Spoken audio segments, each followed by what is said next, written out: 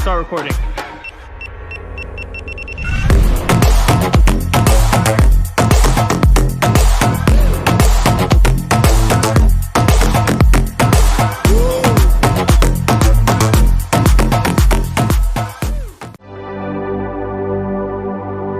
It's the GoPro Hero 7. So, I've actually done some test shots with the GoPro Hero 7 already. So, yeah, let's check this GoPro camera out and see what it can do. So, what I want to show you here first is the UI of the GoPro Hero 7. So, it's slightly different than the previous version. So, if you want to switch to different video modes, so you go here, you could switch the resolution. 4K, 2.7K, 1080p, 720, and then also the frame rates. Obviously, you could switch that, and you could do 4K at 60 frames a second. That's going to actually be a H.265 file. Interesting thing that they did here was that they separated the 16:9 filming formats and the 4:3 filming formats. Let's just go back to the 16:9, put it back to 4K. And 30 frames a second is good. And you know, you got the stabilization here. Pro Tune I have on. That's usually what I always have it set to. Sharpness always medium. Color I usually do flat. So now from here, if you swipe up, you can get access to your videos that you shot. Swipe down and you're back to here. If you swipe to the right, you go to photo mode. Swipe to the left, you got time lapse. So down here at the bottom left, click that. You could switch between video and looping. If we swipe to the side here, you got photo, burst, night. Go back this way, you got time warp video. That's what we're going to be checking out a little later. And we got time lapse video, time lapse photo, and night time lapse. And then if we swipe from top to bottom, we get access to our preferences. So we can connect to the app using that. Voice control, we can enable it, and a few other things. Another interesting thing is it seems like GoPro is now focusing on vertical video capture because of Instagram stories. So remember in the previous GoPros, when you flip it, the screen actually adjusts and the video also adjusts when you're recording. So if it's upside down, it's going to record upside down. Now the interesting thing is this. So if you go sideways, it adjusts and it's like a vertical format. So it'll actually shoot in vertical mode. And the other thing is also on the front, if you can see that, it also adjusts on the front so you can see what mode you're in, and it's just a nice UI kind of setup there. So now I'm shooting with the GoPro Hero 7 using 4K 30 frames a second. So you could already sort of see how the stabilization is. My hand is shaking. You could probably barely see it. I'll kind of move around a little bit, maybe run. It's pretty smooth. It's actually really smooth. Now another thing that GoPro improved on with the Hero 7 is the audio. So the audio should actually be really good, and I'll do a little test with the external mic here using the GoPro mic adapter, this thing here, and see how the audio is with that. But I think we're going to be good with this. The only benefit of this is that it'll block the wind noise, so we don't really have that much wind right now. Like no wind at all. I know. But through this whole little capture that I just did, you can see how the stabilization is. It's amazing. It's crazy. It's like you don't even need a gimbal anymore. So what I want to have set now and do a quick test is 1080p 240 frames a second. So the one thing with 1080p 240 frames a second is there's no stabilization. But let's see how it works out. 1, 2, 3, jump!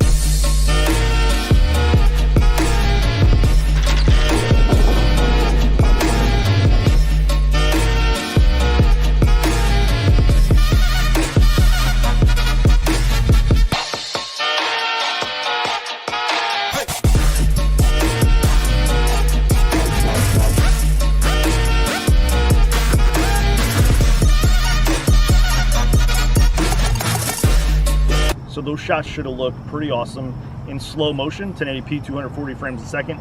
Now what I want to do is put it back in 4K mode and check out the stabilization.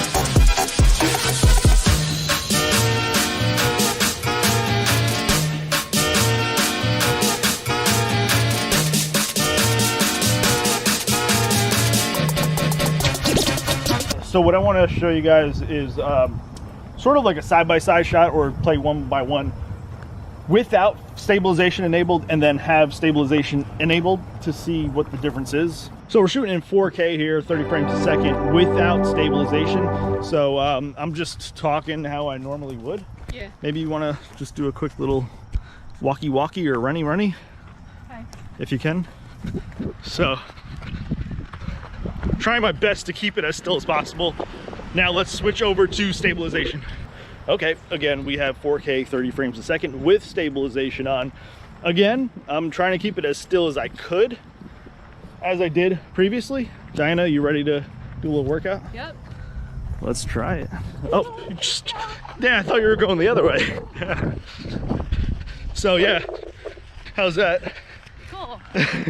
Okay, so for this next test, I want to do a comparison of stabilization between the GoPro Hero 7 and the GoPro Hero 6. I'm just going to be like riding my skateboard. I think we'll kind of get an idea on the differences between the two and which one's going to do the best. So let's turn them on, get them recording. 4K 30, stabilization enabled. So right now what we're looking at is the GoPro Hero 7. I'm moving it around, and now I'm switching to the GoPro Hero 6. Let's see what's going on here. GoPro Hero 6. Now we're back on the GoPro Hero 7. Let me hop off and run. Still on GoPro Hero 7 here.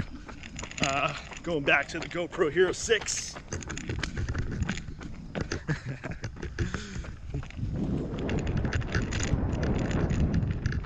Woo. I think that's a nice little comparison. What do you think? So what I want to do now is do a quick audio test. What you want to do is just unlatch this so we can get the adapter plugged in there. I just want to make sure that the GoPro is actually detecting the mic. So what I'm going to do here for the audio input is just choose standard mic, because this mic doesn't require any batteries. It's going to get powered directly from the GoPro. So it seems like it is detected and we're good to shoot. So let's try a little vlogging with the Hero 7. So this is audio coming directly from the Rode Video Mic Pro. Amazing mic. So this is a shotgun mic. So what happens is it's gonna capture audio, you know, if you're talking directly to it. Now see what happens when I flip it around like this. You don't really hear my voice that well.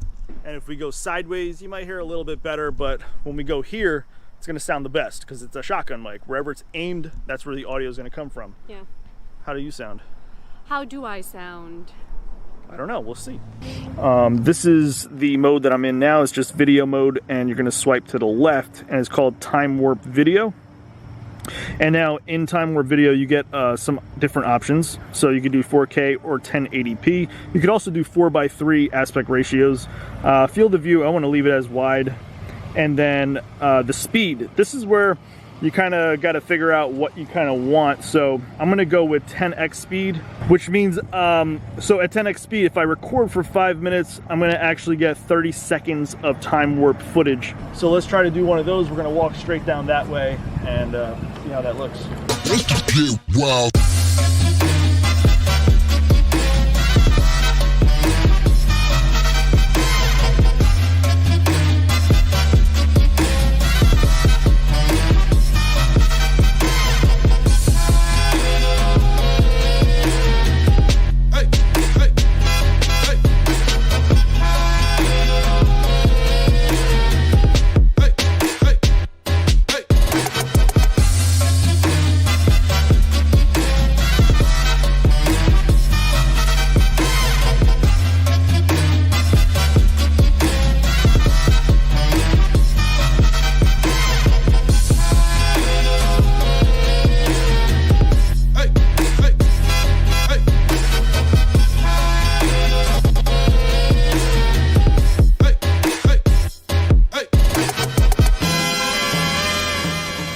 So one thing I did forget to do earlier was to enable Wi-Fi on the GoPro Hero 7 to see if there's any interference with the Wi-Fi signal and the mic attached. Usually there is some sort of interference on previous GoPro models. So let's hit record on here using the Rode Video Micro.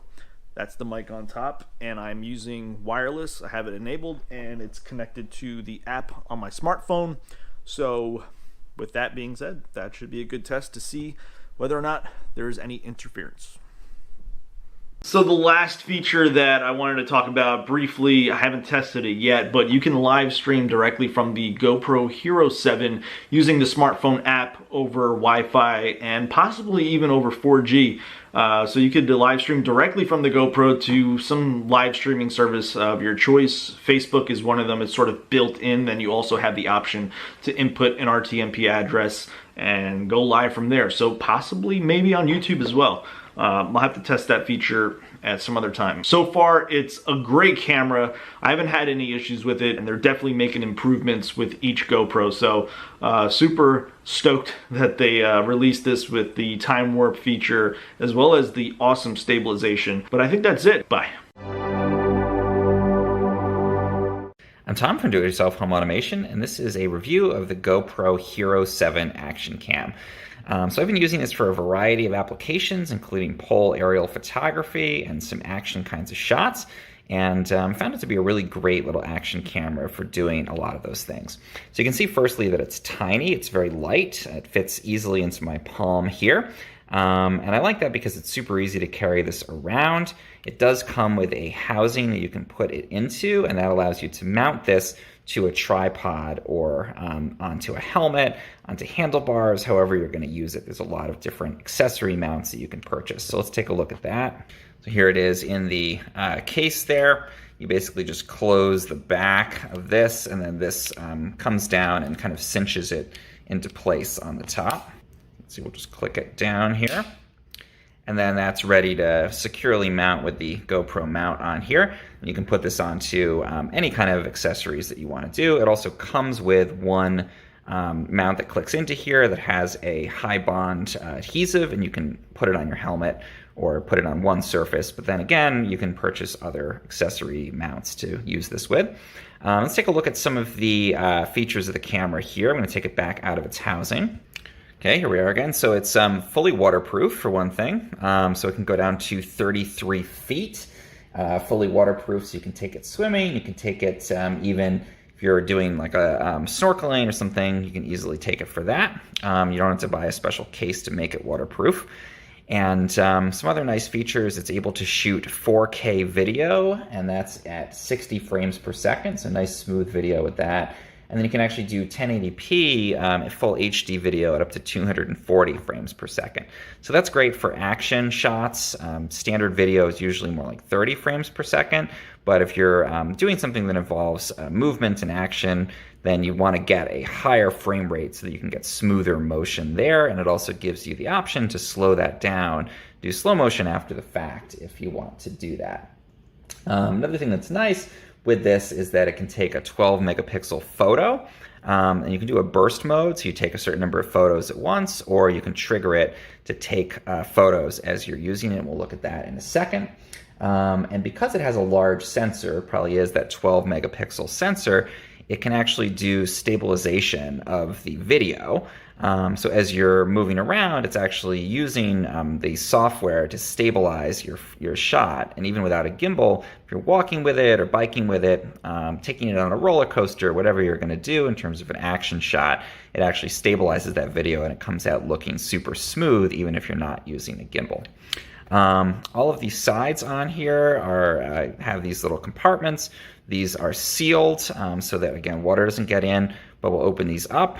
This one here is for the connectivity, so let's go ahead and you press down on this button, slide it open. I'm going to try to do it one-handed. If I can't do it, I'll pause. Yeah, it looks like I'll be fine.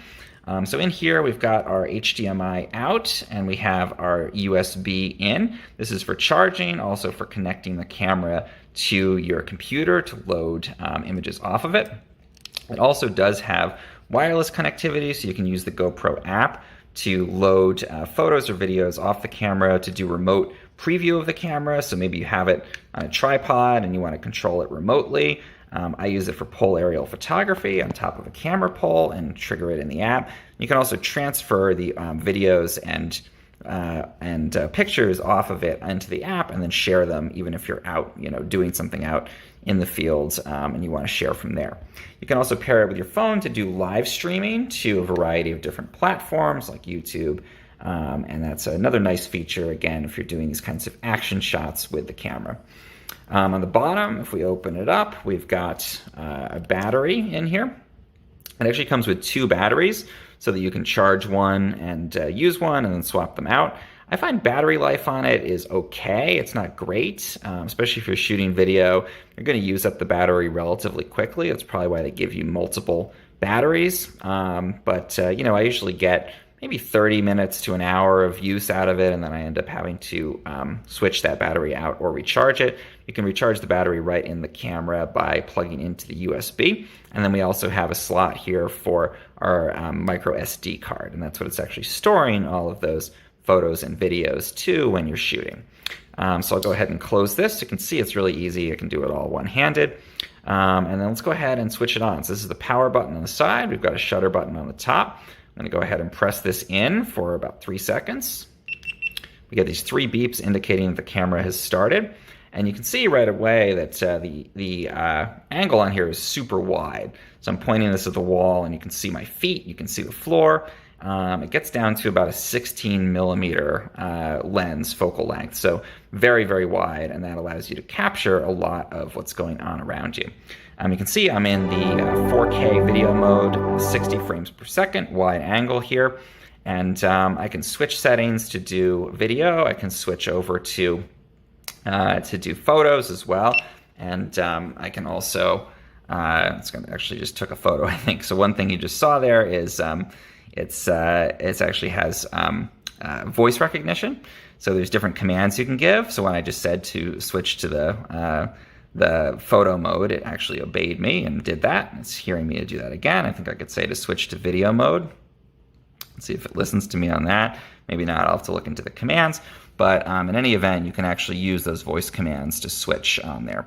Now, if I wanted to take a photo in that photo mode, I can go ahead and press the button on the top here that triggers the shutter, and it'll snap, again, a 12 megapixel photo. I can also configure timers. I can configure a burst mode if I want to do that, where it'll take multiple photos, one after the other. Then we have our battery indicator up here. This indicates the mode that we're in, and then the amount of space remaining on the SD card in the back there. So let's go ahead and switch back over to video. Now we're in the video mode, and we can record video just by starting there. Pan around. Again, really nice smooth motion if I'm walking or moving. Right now I'm just sitting in my office, but you can see we get really nice video out of that. Press this again to switch off. And you can go into the settings and do a variety of different things, including time lapses, hyperlapses, which is like a moving time lapse. You can do all kinds of different settings and configuration connecting this to the app. So let's take a look here. If I want to change my video settings, I can click here, and I just clicked on the Pro Tune. I'll keep that off, but I can go in and adjust things like my low light settings. I'll leave that on auto. I can select the resolution and frame rate that I want to have there, my field of view if I want a wide angle or if I want something that's more cropped in, and I can do the same for photos to adjust my settings. I can also swipe over here and get into time-lapse mode, where again you can do a walking, moving time-lapse, or you can set this up and film something like a sunset from a tripod if you want to, if you connect this into a tripod mount there.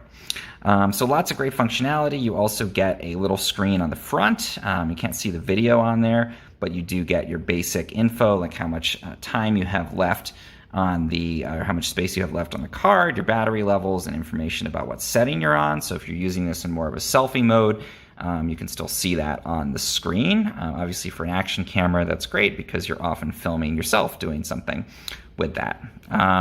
And let's take a look at a couple more features here.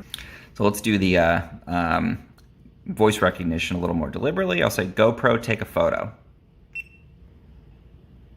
You can see I got a lovely photo of my wall. I can swipe up here to access the media on there, so I can see that photo that I took.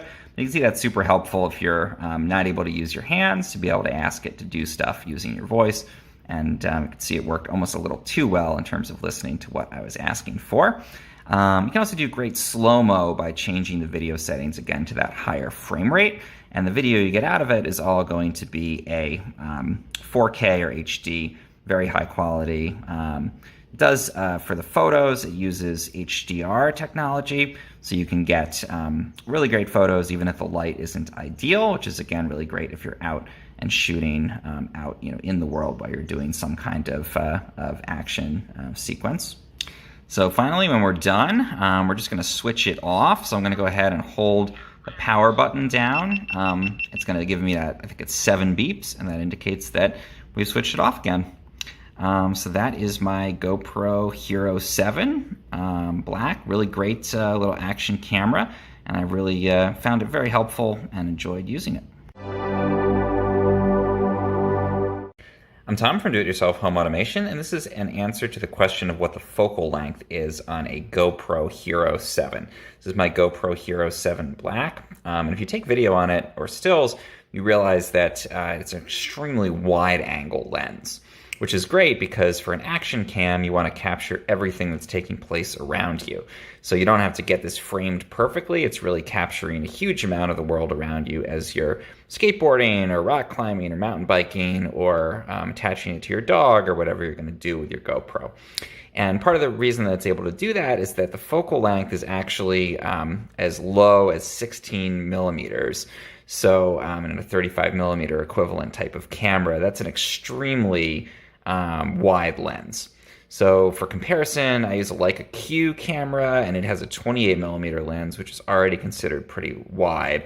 A standard wide-angle lens that you might use for architecture photography, for example, on a DSLR would be about 18 millimeters. So this gets down to 16 millimeters in the full wide view. You can adjust it too. There's also a setting that brings it into more of a 33 millimeter, so closer to your standard 35. But because it can go down as low as that 16 millimeter setting there in the lens, you get this extremely wide view. And again, that's really great for an action camera because you can capture so much of what's happening around you with that super short focal length.